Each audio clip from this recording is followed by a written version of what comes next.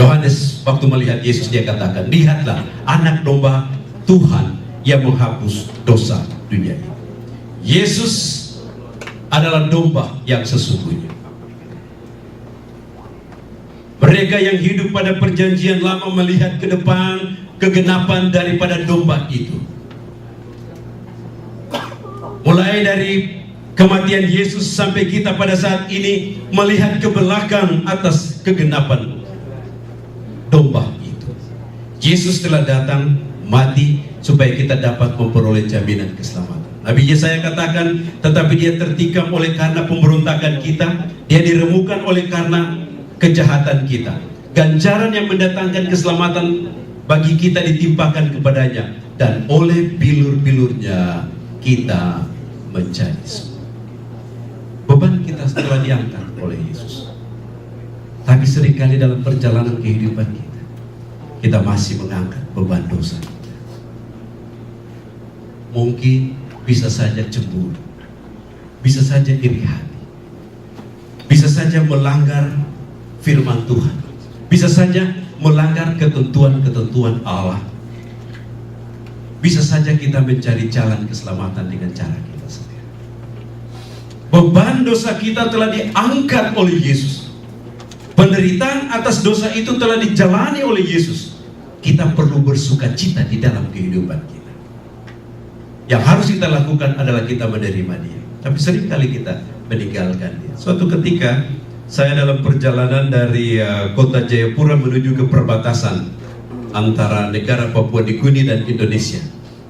Jam 5 pagi, jam 4 pagi saya tinggalkan rumah dengan dasar pemikiran 2 jam sesudah itu berada di perbatasan. Dalam perjalanan menuju ke perbatasan itu ada banyak transmigrasi yang mempunyai sawah ataupun kebun atau ladang dan lain sebagainya. Pagi itu sementara lewat, saya melihat ada seorang bapak yang sudah tua, terbungkuk-bungkuk, memikul satu karung jagung, kemudian berjalan perlahan-lahan. Saya jatuh hati untuk menolong dia. Saya hentikan mobil, lalu dengan tanda saya turunkan kaca, saya katakan, Bapak, naik. Kebetulan mobil itu pick up, jadi dia naik.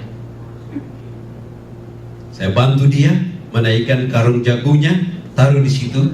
Kemudian Bapak itu duduk dan saya lanjutkan perjalanan. Saya katakan, Bapak, sebentar nanti kalau Bapak mau berhenti di mana, toki saja ini kaca, nanti saya berhenti. Baik, anak. Dia senang sekali, dia duduk. Lalu saya lihat dari kaca spion, wah, ada wajah gembira karena ditolong oleh seseorang. Kurang lebih 15 menit perjalanan, saya lihat di kaca spion ada hal lain yang terjadi. Kenapa ini Bapak ini? Dia angkat karung jagung itu, kemudian dia pangku karung jagung itu.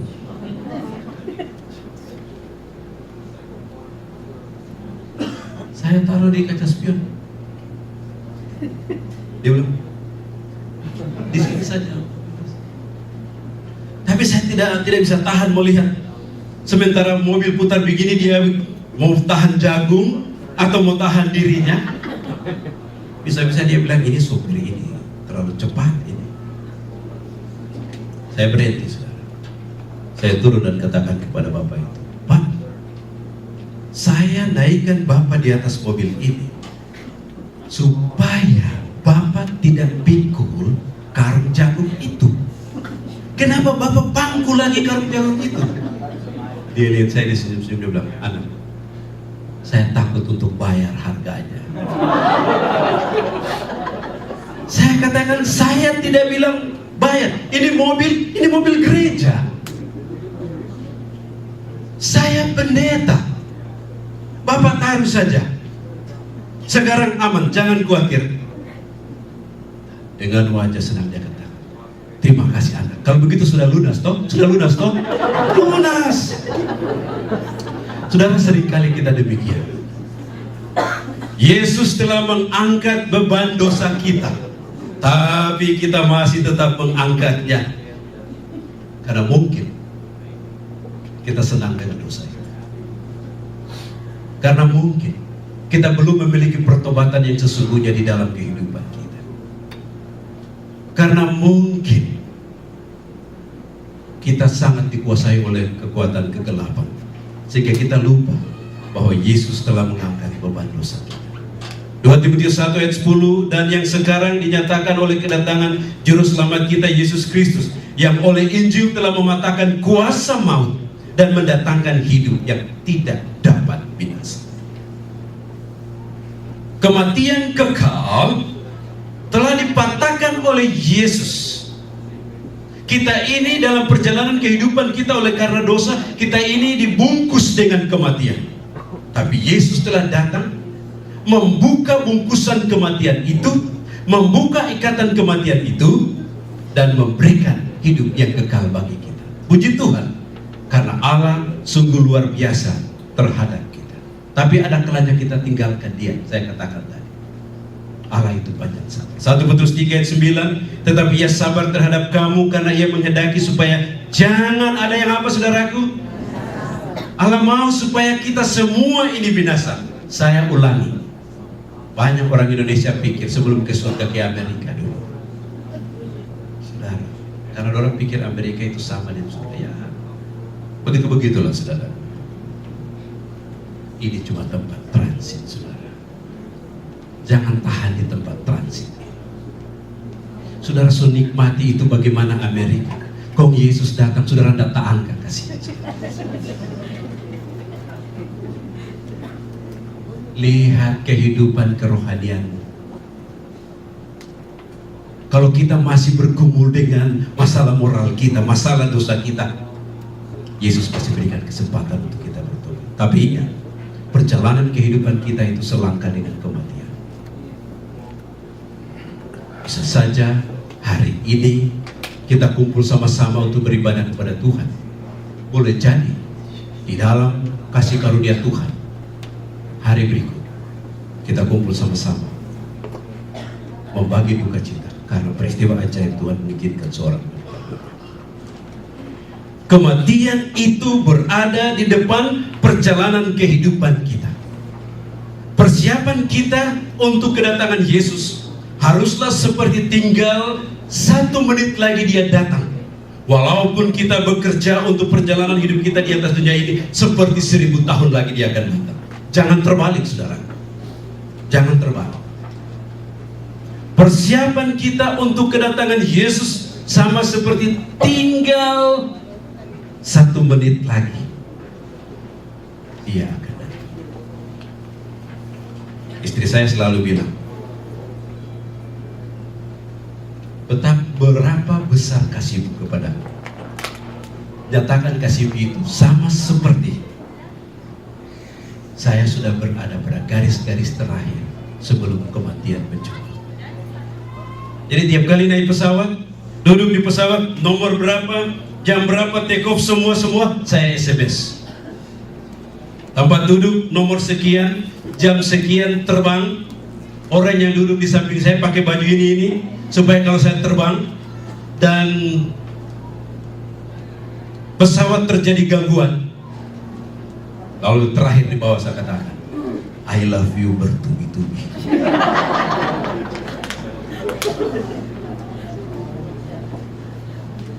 Siapa tahu? Mas. Dan itulah yang harus kita nyatakan kepada Tuhan dalam hidup kita.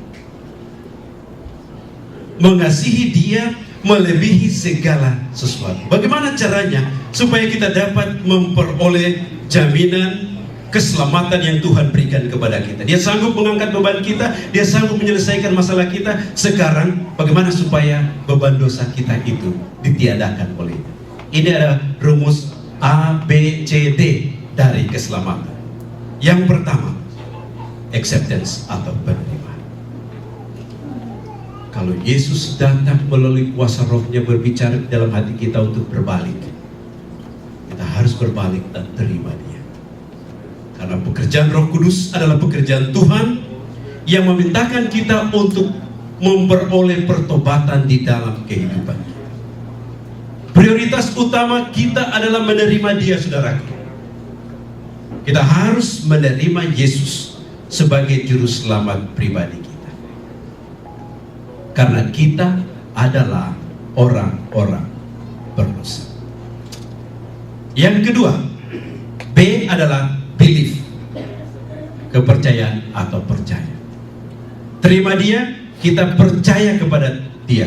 Kisah 16 ayat 31, percayalah kepada Tuhan Yesus Kristus dan engkau akan selamat. Ini peristiwa penjara ini ya.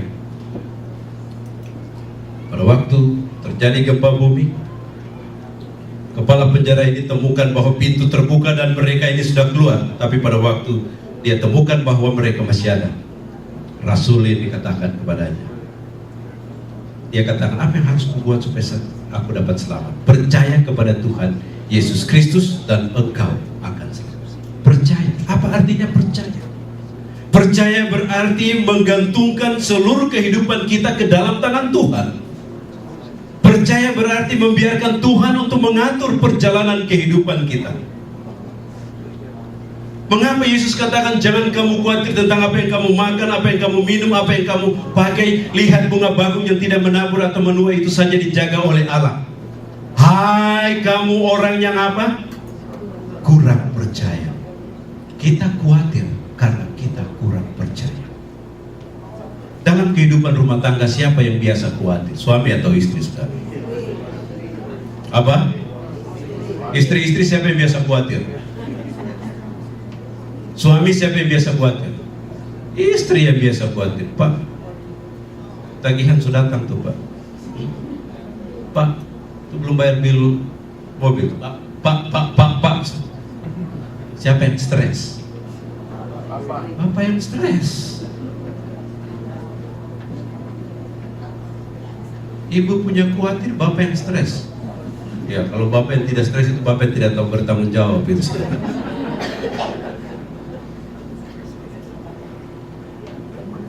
Percaya kepada Tuhan, membiarkan Tuhan mengatur langkah kehidupan kita, dan juga iman kita itu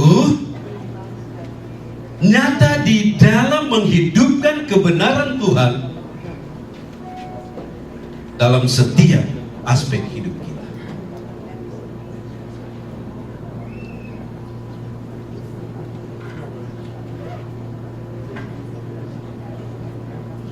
Yang ketiga, confession atau pengakuan. Jadi bukan hanya kita terima Dia, bukan hanya kita percaya, tapi kita perlu mengaku dosa kita. Dalam Yesaya 1 ayatnya yang ke-18, Tuhan katakan, marilah baiklah kita berperkara, walaupun dosamu merah kermisi sekalipun akan putih seperti apa? Kapan musim salju, saudara?